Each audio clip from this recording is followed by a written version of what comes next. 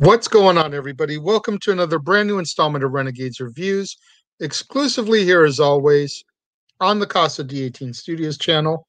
I, of course, am your host, the Renegade JJ Williams, and today we're going to be talking about the second chapter of the Bill and Ted saga from 1991, Bill and Ted's Bogus Journey, starring Alex Winter, Keanu Reeves, George Carlin, William Sadler, Joss Ackland, and Pam Grier.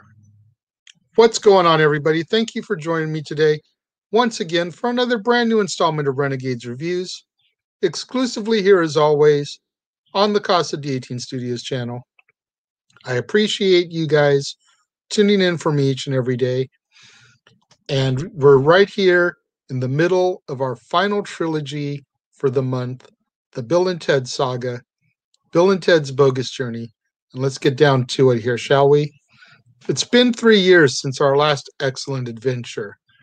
And in the future, where our journey begins, it's the year 2691. The location is the Bill and Ted University, where our old friend Rufus is teaching class. Enter Denomalos, Rufus's former teacher, now turned terrorist, who's really tired of this picture-perfect society, and he wants to try to change things. Denomalos attacks the university, and he reveals his plans to Rufus.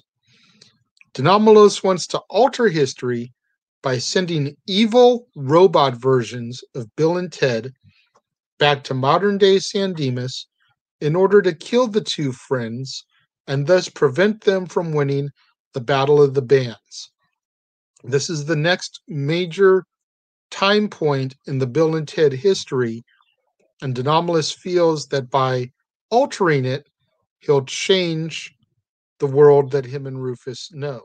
The robot versions steal one of the time travel phone booths, and they begin their quest. Rufus throws a guitar to lodge into the circuits on the roof of the phone booth and holds on as he gets drug into the circuits of time with the phone booth, where he seemingly gets stuck. Back in modern-day San Dimas, it's 1991, and the Wild Stallions are auditioning for the Battle of the Bands. In the 3 years since the last adventure, Bill and Ted's girlfriends, Joanna and Elizabeth respectively, have become skilled musicians playing the keyboards and the drums, whereas Bill and Ted themselves are still musically inept. And despite the lack in their ability, Miss Wardrow, the contest organizer, allows Wild Stallions to enter the contest, but last. She figures that most people will be leaving by that point at midnight, and thus it won't be as embarrassing because not as many people will see them. They hope to keep history on track, and in order to do so, they must win the contest. And for winning the contest, prizes will be a record deal and $25,000 prize money. They hold a celebration party after getting into the Battle of the Bands, and afterwards, Bill and Ted propose to Joanna and Elizabeth.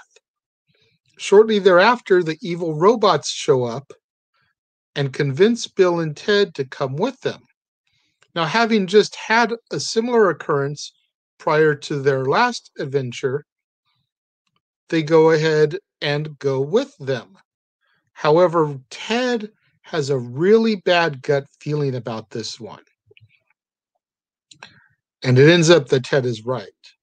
The robot Bill and Ted take the real Bill and Ted to the Vasquez Rocks, which have been featured in many TV shows and motion pictures, most famously probably in Star Trek.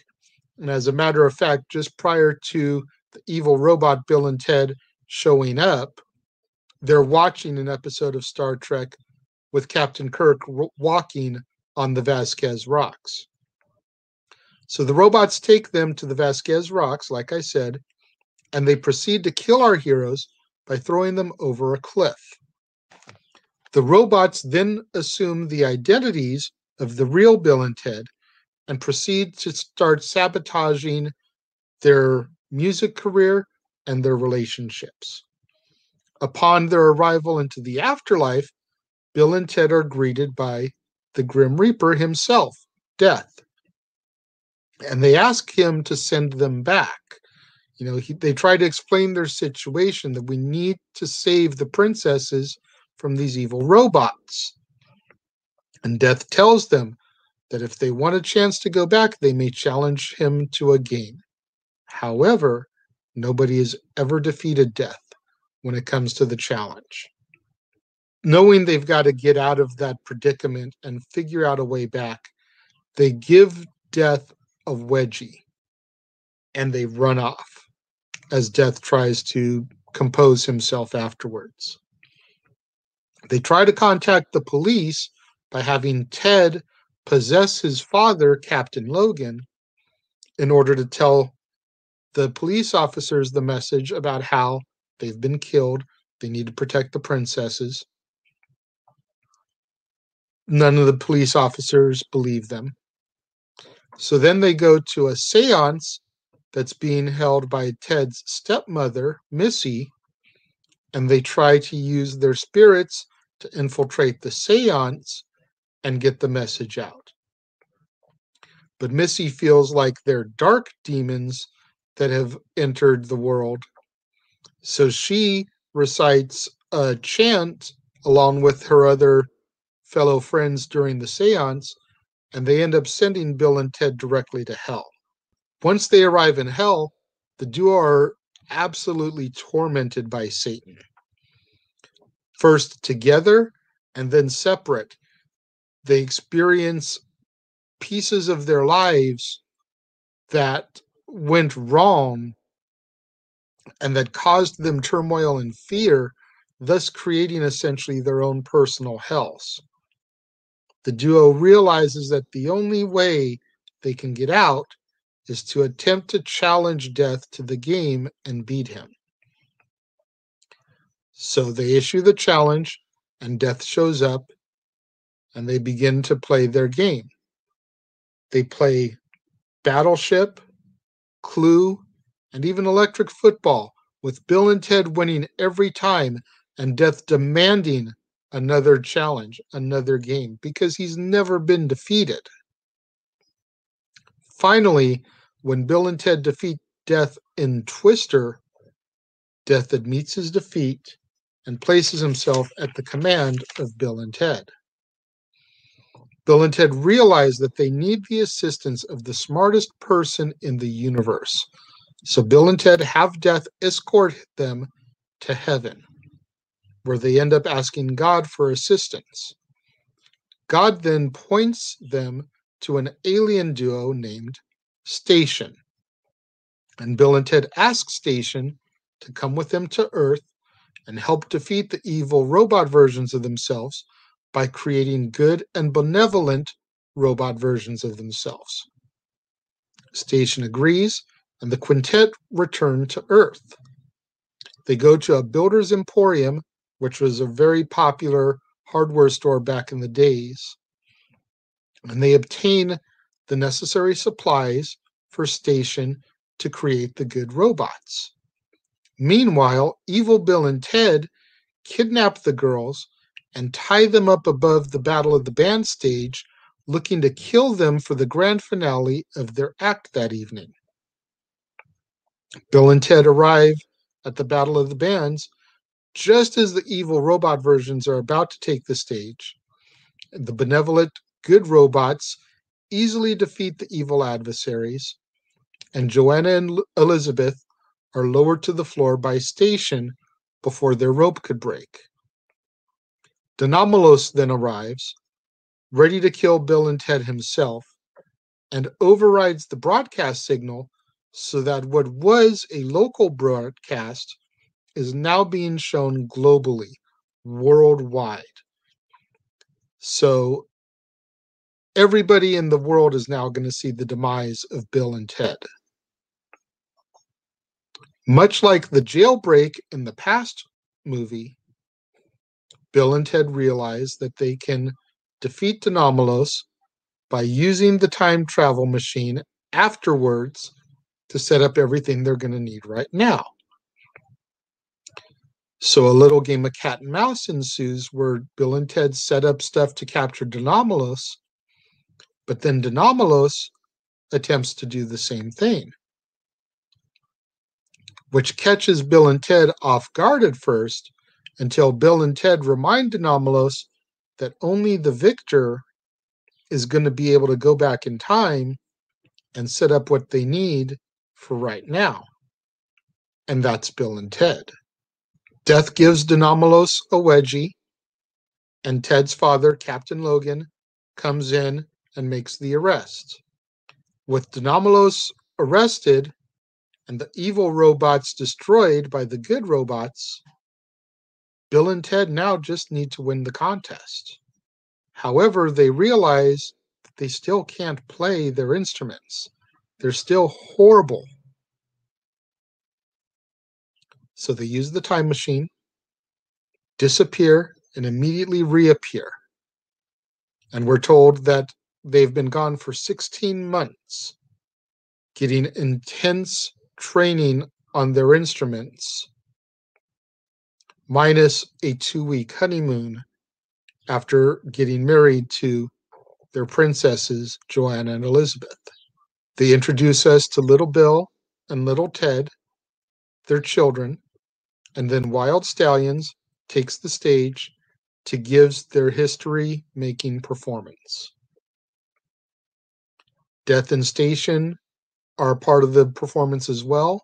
Death on bass, Station on bongo and congos, and the worldwide audience watches Bill and Ted perform this amazing power rock ballad, which in reality is Kiss's God Gave Rock and Roll to You Too. They bring peace and harmony, at least for the moment. They win the battle of the bands, and they begin to experience the perks of fame to help create the utopian society that Rufus and everybody will know in the future. Even getting to the point where Wild Stallions performs on Mars. Bill and Ted's Bogus Journey is really special to me, more so than the first one, because I saw this one first. So there were a couple of things that I didn't really get when I saw it the very first time, because I had to go back, see the original, and then a couple things made sense to me.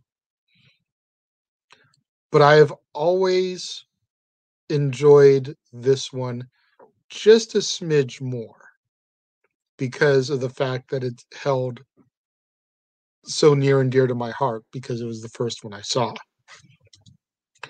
But over time, the original one really kind of grew on me to where it was like neck and neck with this one. Yesterday, when comparing Bill and Ted's Excellent Adventure, we compared it to the original Back to the Future. If you want to compare Bill and Ted's Bogus Journey to Back to the Future Part 2, I feel like they're neck and neck because, and it may surprise some people, but I say that because Back to the Future Part 2, in a lot of critics' eyes, is looked at as the weaker installment. Definitely nowhere near as good as Back to the Future. I still love it, and for years Back to the Future 2 was my favorite as well. But if you're talking critically, Back to the Future Part 2 is considered the weakest installment. Bill and Ted's Bogus Journey, I don't think suffers that same problem. None of these were really critically acclaimed, so you can't look at that as your measuring point. But I feel like Bill and Ted's Bogus Journey is just a little bit of a stronger movie because it doesn't hop around as much as Excellent Adventure did, and as much as Back to the Future Part 2 did. Bill and Ted's Bogus Journey takes place basically, with the exception of the little prologue in the future, it's modern day San Dimas and the afterlife. That's it. Excellent Adventure took place in all the different time periods where they had to go and collect their historical figures. Back to the Future Part 2 started in 85, went to 2015, went to an alternate 85, went to 1955, then gave us a brief glimpse at 1885 before the end credits. It was all over the place as well. Bogus Journey is San Dimas, the afterlife. That's it. And I think that little narrowing of the time really helps keep the story on track. When it comes to my rating for Bill and Ted's Bogus Journey, I'm going to give it the same as the original, 4 stars out of 5. I just feel like it is that good of a movie for me, and it's right there neck and neck with the original. Again, I saw this one first, so it's going to be a little bit more special to me, but I feel as far as storytelling, as far as time travel, as far as acting, and let's not negate the soundtrack for this film either. I mean, I talked about God Gave Rock and Roll to You Too by Kiss, Shouted Out by Slaughter, Battle Stations by Winger. Such a great soundtrack for this film. Tommy the Cat by Primus. Such a great soundtrack. A great time capsule, if you will, for 1991 rock music, pre-Nirvana. Let's make sure we get out there on the social medias, get those hashtags trending, hashtag Casa D18 Studios, hashtag Renegades Reviews, hashtag Renegade Returns, and of course the ever popular hashtag Shenanigans. We interrupt this episode of Renegades Reviews for an important announcement about merchandising. Merchandising? What's that? Merchandising. Come, I'll show you. Merchandising, where the real money's made.